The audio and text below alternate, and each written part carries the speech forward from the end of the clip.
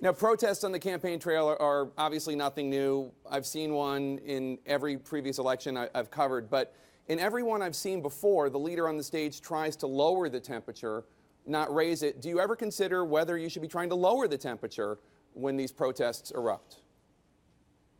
I think in many cases I do lower the temperature. I tell the police, please take it easy when people are punching the police and trying to hurt people. When I say things like I'd like to punch him, frankly, this was a person that was absolutely violent and was like a crazed individual. A lot of them are, I don't even call them protesters, I call them disruptors. A lot of them come from Bernie Sanders, whether he wants to say it or not, and if he says no, then he's lying.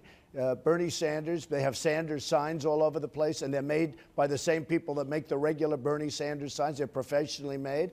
And we have great rallies. We have by far the biggest rallies. We have 25, 30,000 people at rallies.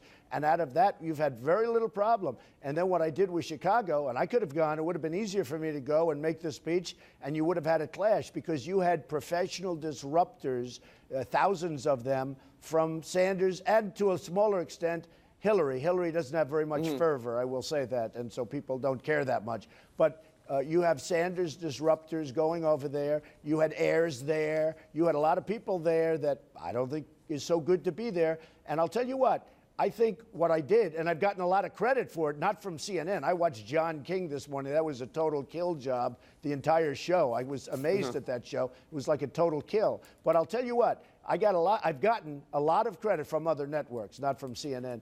I've gotten a lot of credit for the fact that I canceled and postponed the other day in Chicago because, frankly, if I went up, we would have had my supporters have tremendous love of this country. They're tired of our country being ripped off by everybody. And I will tell you, you would have had a tremendous clash, and a lot of people would have gotten hurt or worse. And by canceling it, everybody dispersed beautifully. The police did a great job. The Secret Service was fantastic. And there was no injuries, no nothing. So I should get credit, not be scorned on your program by John King all morning long.